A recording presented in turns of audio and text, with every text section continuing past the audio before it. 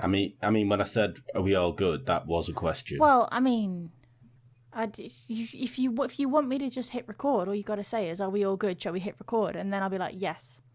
As opposed to just going, are we all good? Yeah, thanks. I had a good week. Yeah, just drank some beers. And that doesn't mean hit record. Right, well, yeah, duly noted there. I'll remember that for next time. Yes, you got to be more specific, please. And that bombshell. Intro?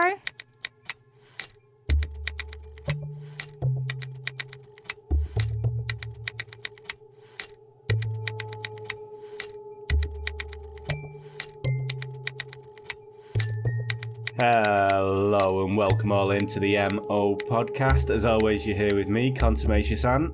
And me, Atreya. And this week, in our final episode of this season, we are going to be talking about a film that Atreya has probably not seen. Yet another one. Well, stop watching crap films. So we're going to be talking about Escape from Alcatraz. Okay, well, I haven't seen the film, but I am familiar with The Escape from Alcatraz, so we're on like a 50-50 here. Right, okay, but you've not seen The Rock either, so... As in the actual Rock, as in Alcatraz itself. The film The Rock. Oh. Not Dwayne Johnson's life story. No, I just wasn't sure whether you meant actually Alcatraz, like in real life, because I would absolutely fucking love to go there. But no, I haven't seen that or the film. So work with me as best you can, please. Yeah, so we're off to a blinder already. All I know is paper mache faces. Yes. So that's almost as good. You're starting at the end, but we'll go a bit further back. So this is a bit... It's kind of related because Alcatraz was designated a federal prison on the 1st of January 1934. See what I did there? New Year's. Smooth. That's quite smart for once. Yeah. Took you a while to get there, but I'll edit that and show that up, don't worry, so it seems like I'm a genius. You just make me look good, yeah. Yeah. So, and it started accepting its first prisoners in August of that year. So, bit of a gap between them. Maybe no crimes were committed between January and August of 1934. Considering you had all the people like James Cagney who were walking around going, see? Everyone was too busy getting pissed to be out robbing banks and shit. Yes, because Prohibition had just finished, so exactly. The people like James Cagney were out of business. Yeah. The reason why Alcatraz was built or made into a prison was because there was a there were crime waves of the 20s and 30s. Now, when you say crime waves, I don't know if it was that bad, but because obviously Prohibition had ended and all the gangsters had no way of earning money, they kind of went back to what they fall back on, which was kind of murdering people. So maybe that was what the crime wave was. Potentially. Yeah. Previously, Alcatraz was a fort and it had a cell house built into it in 1912, which was at a cost of $250,000. Now, by today's prices, that would be $6.8 million. Oof. Yeah, and when we get further into the story, you'd be like, how the fuck did they spend that much money? Because these guys just kind of walked out the front door. Did they, though? Not really, but the way they managed to get out just raises more questions than it answers. I mean, it was a pantomime escape, don't get me wrong, but I feel like there was some thought that went into it. They didn't just walk out the front door. It was quite elaborate on their part. It was more just like a Punch and Judy kind of their part. No, of course, yeah. They didn't do a Mr. Toad and dress up as a washerwoman and just stroll out the front door kind of thing. That could have worked, though. Probably, with these guys that were in charge there. Mm-hmm. So, in case you're unaware, Alcatraz is in the Bay of San Francisco. And notable inmates of Alcatraz included Al Capone, Alvin Karpis, who was one of only 4 people to be branded as public enemy number 1, along with John Dillinger. And he actually spent 26 years in Alcatraz, which is the longest time anybody ever spent in that prison. Robert Shroud, the Birdman of Alcatraz, who, while in prison, who spent all his life in prison, he actually became a noted and respected ornithologist. Did he make a pair of wings? No, he just tended to birds. Oh. So when he was in his previous prison in, I know the name but I don't know how to pronounce it. Is it Leavenworth? He was able to keep birds in his cell, so he'd look after them, and he wrote a book about birds, feeding habits, how to take care of birds, this, that, and the other. And I'm not going to say it's the cornerstone, but it's what a lot of ornithologists refer back to. See, now this is where I think Scooby-Doo is massively misleading. Because Scooby-Doo talked about a birdman in a prison, and they didn't specifically say it was Alcatraz, but it looked, for all intents and purposes, exactly like Alcatraz. And there was a man in a stripy jumper, and he made a pair of wings, and he tried to escape. And I was thinking, I mean, if they can make paper mache faces, it's not completely unthinkable that a man might go, well, if Icarus did it and only heard half the story, like, I think I could probably do this. Does anybody have some tarp that I could borrow and some duct tape? That would be great. I'll just pull the legs off this table, make it into a pair of wings, just saw the bars off my cell windows, squeeze through, attach these wings to my back, and fly off into the sunset. That was Scooby-Doo. So Scooby-Doo essentially has ruined history for me, because I was thinking maybe there was a crazy nutter in Alcatraz that actually did that, and now he just looked after birds. So I mean, you've ruined my hopes and dreams, but okay. No worries, don't worry about even it. if Scooby-Doo was on Discovery Plus, I still wouldn't call it a documentary, per se. Wow. I'd just say it was a cartoon. No, this wasn't even the cartoon Scooby-Doo. It was the live-action movie with Freddie Prinze Jr. and Sarah Michelle Gellar. I mean, you should be looking at this going, why is Buffy the Vampire Slayer solving crimes now? What's happening? Buffy always solved crimes. She... It's what she did. They weren't always vampires. And not always. Okay. In fact, 90% of the time they weren't vampires. And if they were vampires, she was sleeping with them anyway, so they were all right. Yeah, but she wasn't Praro, was she? I mean, she did a good job at working out, what was what. I mean, all right, fine, Giles did most of the work. But at the end of the day, right, WWBD, that is the motto of my life. What would Buffy do? Fair enough. I can't say any more to that, quite frankly. Also, another prisoner that was kept at the Alcatraz was Machine Gun Kelly. And it's not the fucking rapper, which comes up in any search, and when you try to do fucking proper research, you just get that prick for the first 3 pages. I was literally just about to say, no, I think you've got that wrong, because Alcatraz isn't actually open as a jail anymore, so unless Machine Gun Kelly's like, I'm going to carry out some ghost hunting here, then it's not Machine Gun Kelly. I didn't realise there was 2. See, he's ruined history. There's not 2. There's just one, who was the original one, who was a kidnapper from Tennessee. And it really annoyed me. And now he's some dude that's brought out his own nail varnish collection. So again, he's legit ruined history for me. So it had me questioning my search. I was like, I'm sure there was a Machine Gun Kelly who was in Alcatraz. And it just kept popping up. This dude with blonde hair and tattoos all over his face. Is it weird that when I first, because Dave told me about Machine Gun Kelly, because Dave's a massive Eminem fan, and Machine Gun Kelly had this big beef with Eminem and they hated each other and whatever.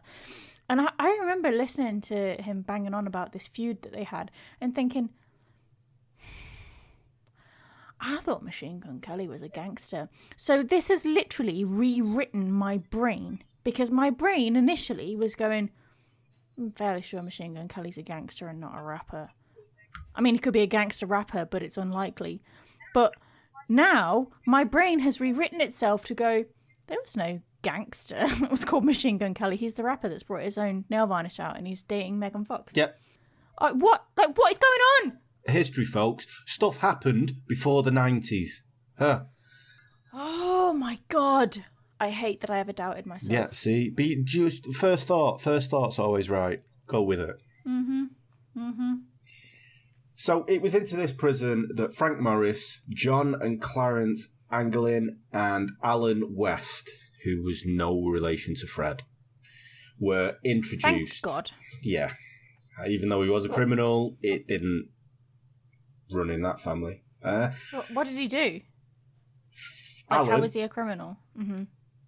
So all these four guys, they'd all done, I'm going to say petty crimes, because none of them were in for murder or any of the big ones.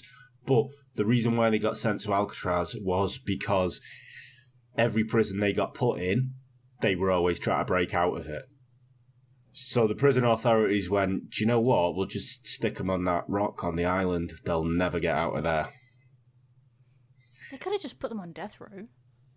Yeah, but they'd not done crimes to equate to that kind of thing. Do you not think escaping from jail is a pretty bad crime? It is, but they've not... if they were Ted Bundy, who did escape from prison, then yeah... But they weren't, they were in for stealing cars, maybe robbing banks or forgery, or it wasn't, they weren't full on going around stabbing everyone up. Yeah, okay. So, you see, you've got to have a little bit of... I mean, Ted Bundy's escape was pretty amazing. The guy was a douchebag of epic proportions, but... Poof. Jumping off your bunk bed for weeks on end just to strengthen your legs, to make sure that you didn't, break your legs when you fell. That's forward thinking, that. Yeah. Although on the downside, he didn't think about making a fake paper mache head of himself. Didn't think it through. Didn't have the foresight. He didn't. No. Which is weird because this happened before he even escaped, so he would have read about it. He should have known about it at least. Yeah.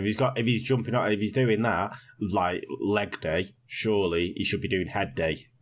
To be fair, if he quite easily, I know this is a tangent alert massively, but if he just jumped out of a window and just legged it, really, he could have painted a fucking face on a balloon or a cabbage and left it in his bed, couldn't he? And he would have still gotten away.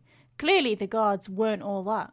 I feel like maybe it was some grandson of the guards that were at Alcatraz that were guarding Ted Bundy. Yeah, I think... I don't want to... Well, I don't care. But I don't want to offend prison guards, but I don't think you have...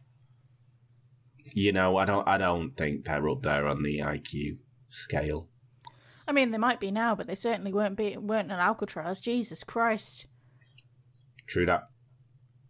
So, now we're talking about IQ scales. To be honest with you, Frank Morrison had an IQ of 133, which put him in the top 2% of the prison population, and just not far off genius level IQ.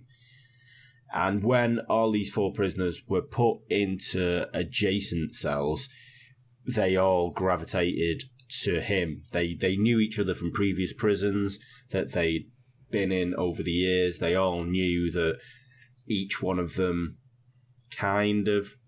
they all had a skill that could be put into place if they were going to do an escape plan. And it is basically Frank Morris was the brains behind this lot. So over the next 6 months, this ragtag bunch set about widening the ventilation ducts under the sinks in their cells. Now, they did this by just using saw blades that they'd found discarded on the prison grounds. As if you would just discard a saw blade? Yeah, so prison guards maybe not cleaning up that well there.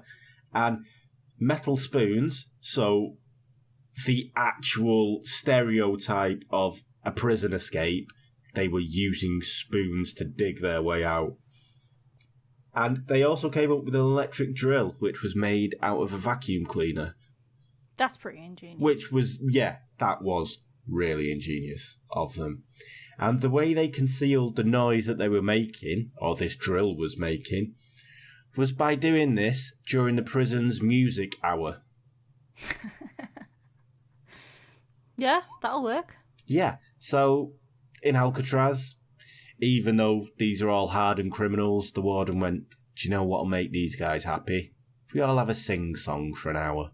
And they're digging away and going, oi, could you crank Machine Gun Kelly up a bit more, please? Exactly. Spitting some awesome bars up there. They made, to cover the vents up that they were digging out, they made paper mache covers of the vents. Now, the fuck is going on in arts and crafts? The art teachers come round and they're like, that is amazing. What is that? Well, eventually I'm planning on making the rest of the Cadillac, but at the moment this is just the grill plate at the front. Brilliant. Absolutely brilliant. Got away with that. It's an air vent, but what does that crazy bitch know? And it gets even better because they also made the heads out of paper mache. So, I love this. So the art and crafts teacher must be like, you were the guy that was doing an event a couple of weeks ago. So what's that? That's a real human head. It looks lovely. It's very realistic. That'd fool anyone. This is my great Auntie Mildred. I loved her very, very much, and I wanted to dedicate something to her. Well, that is just lovely. Okay, if you haven't Googled the paper mache heads, you need to Google them, because how the fuck any of the prison guards poked their head in was like, yep, those inmates are still asleep, is beyond me. They don't look... They look like the fucking Fastnacht masks out of fucking the Fallout 76 Fastnacht Festival. They don't look anything like human beings, let alone the people they're supposed to be. They're terrible. Yeah, so the heads, they didn't actually look that lifelike, but in fairness to them, they did have real hair on them, which the gang got from the barbers. I mean, it's just when the guards stroking the heads through the bars. Sweet dreams tonight. Your hair's lovely. I like that style on you. If you had a bob for long. Okay, so once the holes that were actually big enough to crawl through, they now had access to a utility corridor that ran behind their jail cells. And they climbed up to the vacant top level of the cell block, so there was no one up there, and they decided to set up an engineering workshop. What? So they set about making life preservers, which was based on a design from Popular Mechanics, and it took over 50 raincoats to make this. So I don't... Did they have... did the guards not pay attention to where these raincoats were going? Jesus, Frank, that's the 49th raincoat you've had this week, and it's not rained. Why have they even got raincoats? Aren't they mostly limited to a cell? You'd think, really, but obviously... Well, surely they're not going to give the wardens raincoats to the inmates to just fanny around with. So this is it as well. Surely the amount of time that they have to recreation to go outside, quote marks, would be monitored, and it'd be a narrow window. So how are 4 people getting hold of 50 raincoats? It's like 12 each. Yeah. How is someone not noticing? It sounds a little bit like... Do you reckon they maybe has had inside help? Yeah. it could have been. There were rumours after this that someone had met prison guards and had gave them a couple of quid to kind of look the other way.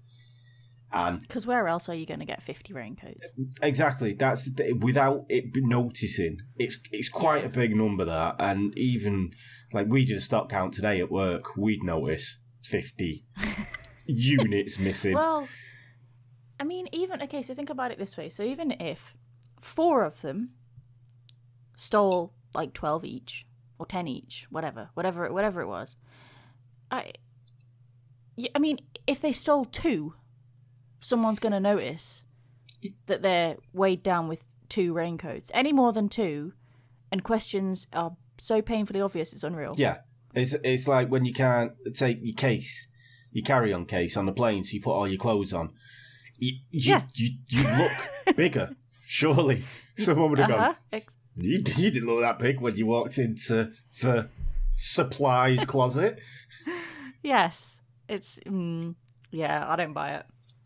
So, so something was going on. They also made a 6x14-foot rubber raft.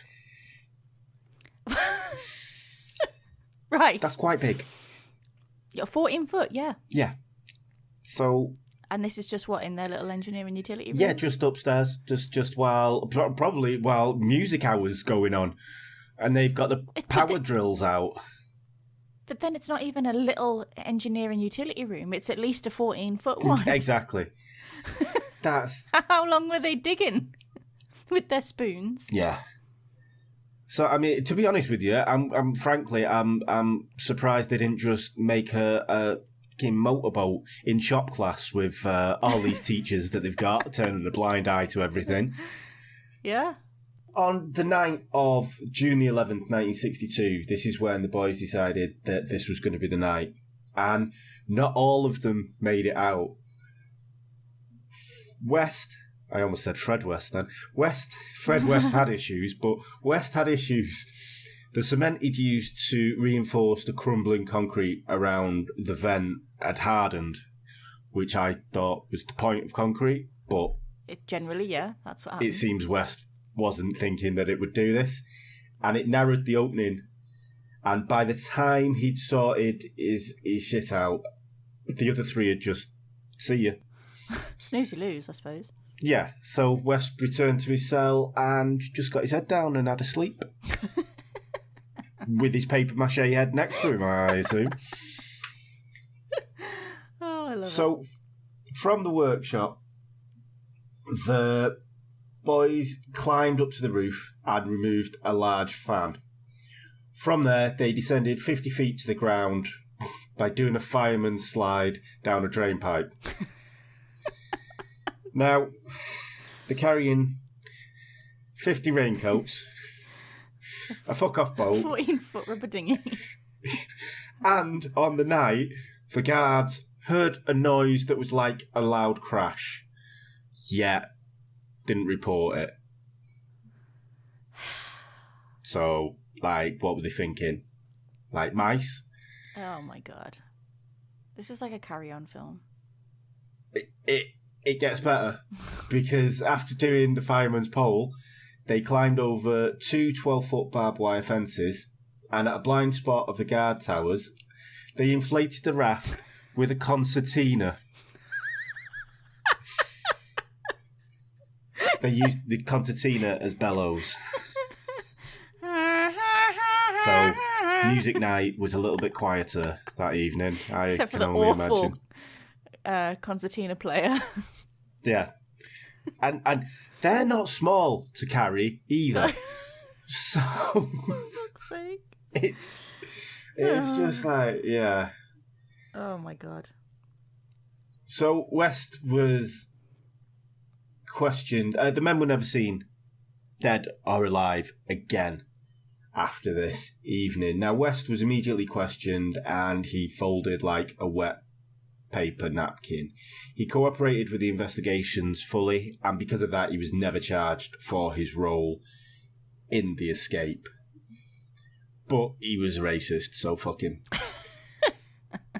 He stabbed a fellow prisoner in 1972 in a racially motivated event, so bit of a dick, really. I mean, and yeah. a grass. So Well, he's in prison, so he's a dick for something.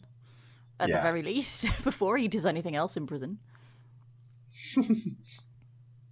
So the investigation by the FBI was closed after 17 years, with the official outcome of them saying the prisoners had most likely drowned in the cold waters. The remains of the raft were found on a beach near the Golden Gate Bridge, which was claimed to be evidence that the boat had broken up. They came off the boat broke up, and it was washed ashore. Or They caught hypothermia and drowned, but no human remains were ever found. so it's equally as likely that they actually made it to the beach and went, well, we don't need this dinghy anymore, and just left it, and, you know, it just got deflated. Yeah, that's where I'd err to. Mm-hmm. I mean, West did say that when they got to land, what they were going to do was steal clothes and a car, but no actual crimes like this were reported during this time period, so the FBI further claim that as evidence of them dying. But who's gonna go to the police? Yeah, pair of pants has gone missing off the washing line. I mean, they might have just found a car that was unlocked and abandoned. This is the thing. I mean, the guy, the owner of the car may have not had insurance for it, so you weren't going to get anything back for it, so what's the point? Yeah. Or they just might have bumped into like a little old couple that were bored that day, and it was the most excitement that they had in their entire lives, and they helped them. Could be. Or they could have been someone there waiting for them. Yeah. There's a lot of things. Yeah. Now, over the years, there have been plenty of sightings and evidence that kind of discounts the FBI. And there's still I was going to say the National Guard, but it's not them. It's I think it's what's the future? Oh, you don't know the fugitive, Jesus. No, you're right. Never seen it. Been through this. Yeah, another one. Jeez. Some police force are still accepting tips on this, and this is still an open investigation. The statute of limitations runs up to 2030, in which all participants in the escape would be 100 by then. So then they're thinking, you know what? If they've got away with it and they're still kicking, fair play to them. Yeah, I would agree with that. Yeah, but like I say, over the years, plenty of sightings and stuff that's happened. So the Anglin brothers were inseparable from a very young age and were skilled swimmers. They would amaze their friends by swimming in the waters of Lake Michigan while there was still ice on the surface of the lake. Wow, okay. So already you go in, maybe if anyone could do it, them guys with the 50 raincoats on, using them as life preservers, could That do have it. experience swimming in icy waters. Yeah. So that's the thing. The Anglin family also received cards over the years that were signed Jerry and Joe. Now, I know they weren't their first names, the Clarence and John, but they kind of took this as some kind of code. Well, you're not going to send a card with your actual name on if you're a fugitive, are you? Exactly, like with a return to sender address on it as well. We made it. Wish you were here. Yeah. Yeah, no. And their mother received an anonymous bunch of flowers every Mother's Day up until her death. Well, that's a bit sus. Yeah, and if you think that's sus, at her funeral, two very tall, unusual women in heavy makeup showed up. So, yeah. Oh my god. Yeah. It gets even better. In 1987, their father died, and two strangers in beards showed up at the funeral home, and according to Robert Anglin, who was the brother, they stood in front of the casket looking at the body for a few minutes. They wept, then they walked out. Right. I mean, I'm not going to lie, their disguise game is on fucking point. Yeah. I mean, it is everything you'd wish it to be. They were just like walked into a joke shop and they were like, have you got any of them funny noses with the mustaches? You know? Yeah, two of those, please.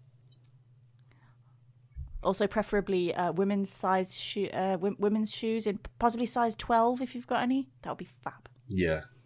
Groucho Marx. Yes. Glasses and moustache, please. Can we go with that one? So, I love it. It was also a family friend, Fred Brizzi, apparently spotted the brothers in Rio in 1975 and took several photos with a couple of them capturing the men on camera. And while forensic experts said because of the age and the conditions of the photos, they couldn't 100% say yes or no, they said it was more than likely that they were the brothers. Now, Brizzi also presented an alternative escape theory. Rather than use the raft to cross the bay, he said they paddled around to the island to the boat dock, where they attached an electrical cord, which was reported missing from the dock on the night of the escape, to the rudder of a prison ferry. And when that departed, they were just towed along behind the back. It was like, don't even have to swim, not even got in the water. Genius, love it. So there is a lot of evidence to say that they actually did get away with it. And Robert Anglin, the brother, also told people on his deathbed that he'd been in contact with the brothers since 1963 and all the way up to their father's death in 1987. Well, there's a good bit of evidence for you right there. Yeah. I mean, like, if you're ever going to tell the truth, it may as well be on your deathbed, because... Well, yeah. Oh, but it's in the same way, I suppose, if you're ever going to lie, you can do it on your deathbed. You could just go, I am Batman. And... he could have gone like, oh, they definitely escaped because I was at their mum's funeral and I saw them dressed as women with lots of makeup on. And then again at their dad's funeral when they were wearing those massive big fake beards. I've been in contact with them this whole time. Also, I'm DB Cooper. You know? Yeah. I would totally do that. Yeah, without a shadow of a doubt. So... There's obviously there's quite a few theories that have been put forward, and like I say, one was that they paid prison guards to look the other way, and they had someone waiting on the shore to pick them up as soon as they docked. I think the Anglin brothers, I think they definitely, if they got into that water, I think they would have no trouble swimming that far in that temperature because they were just kind of used to it. Mm-hmm. I think Frank Morris... They had all them coats. Well, yeah, exactly. So they were super warm. In fact, they took a few off. 50, this is too many. Just need to chill out. I mean, if they were wax raincoats as well, they probably just bobbed along on the surface of the water until they hit land. That's the thing as well. Floated. Yeah, I mean, someone did break out using in kind of the same way, making raincoats into like water wings, and they did make it to the beach. They did make it to one of the surrounding islands, but they were picked up because they had hypothermia. Yeah. So they were actually caught. And of the 36 inmates who staged 14 escape attempts over the 29 years that Alcatraz served as a jail, 23 were recaptured, 6 were shot and killed, 2 drowned, and 5, which included Morris, the Anglicans, Theodore Cole, and Ralph Rowe, are listed as missing and presumed drowned. But some of them surely must have made it, though. So, yeah, I mean, I think they're only trying to say it that they were presumed drowned because this is the inescapable prison. Yeah. No one can escape this prison. Apart from them 5, no one. Right? They're dead. We know they're dead. Just trust us. So no I one wanna can know, escape. If it was this amazing prison, I mean, to be fair, it is on like its name says, it is on a rock in the middle of the ocean. It's pretty secure, as secure facilities go. Why did they close it then? Because by the time it was coming up to be closed, which was I think it was just very shortly after these guys broke out. I think it was maybe 1965.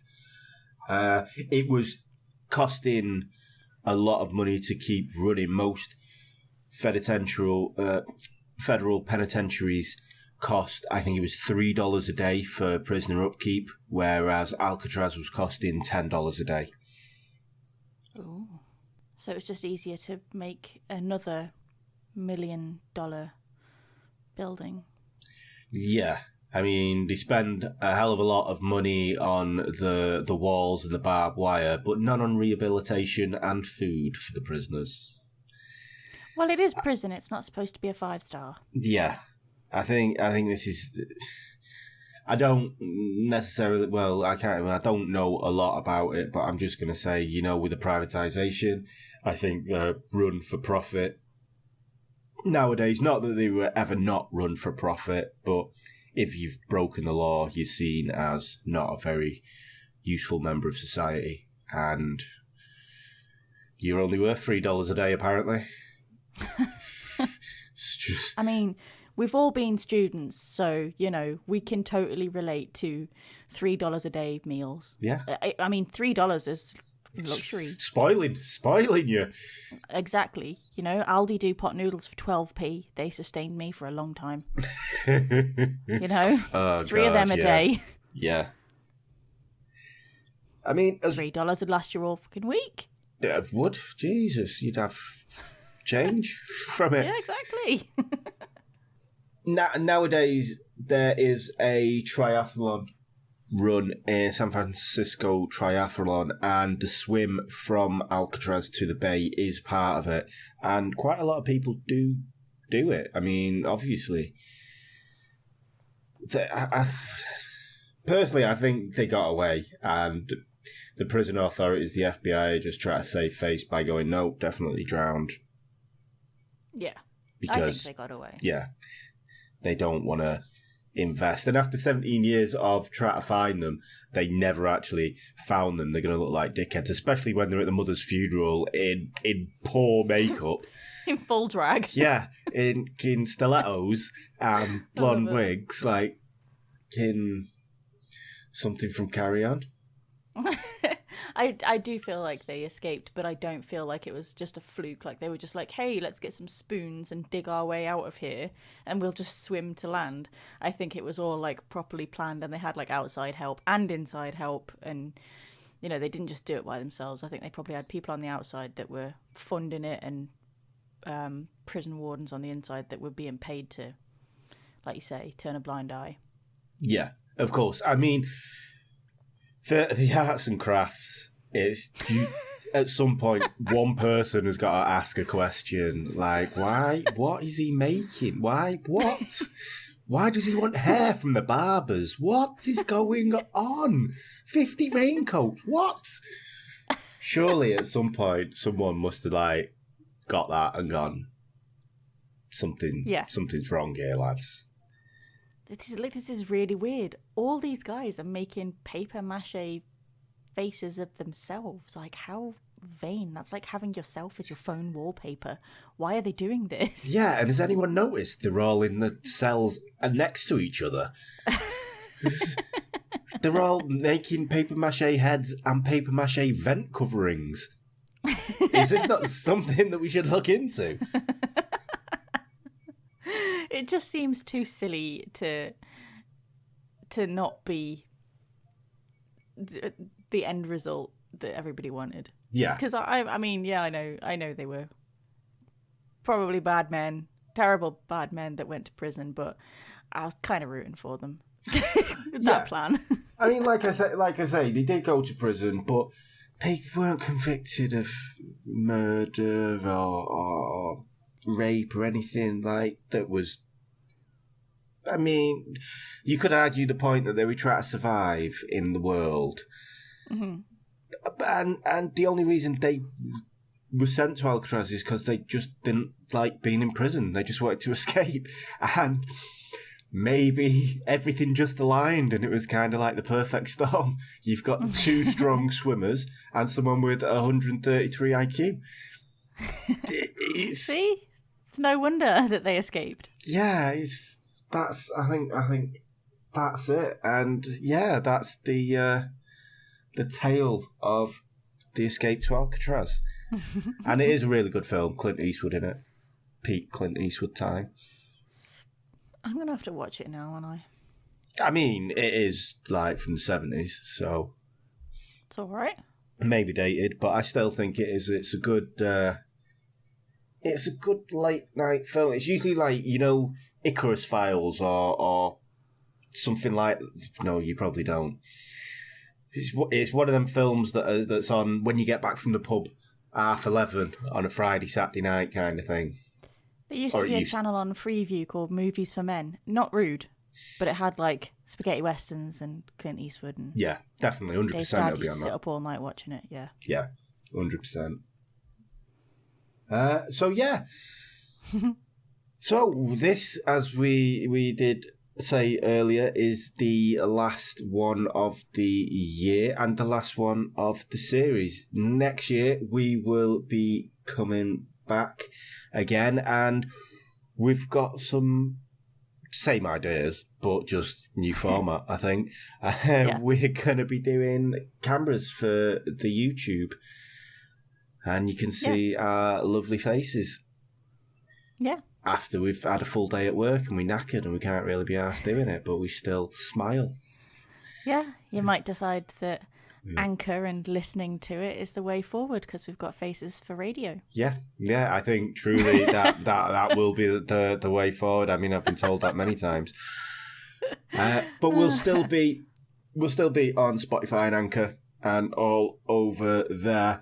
If anything, they're going to be the more polished of the podcast because obviously I'm kind of used to editing them, and this is going to be the first foray into editing video, so it could be a shit show. And I mean, last time we tried to record something in video, I forgot to put the sound on, so this may not even be this may be a non-starter before we've even got off the ground with it, so we shall and the time before that you forgot to hit record screen, yeah so you just videoed yourself.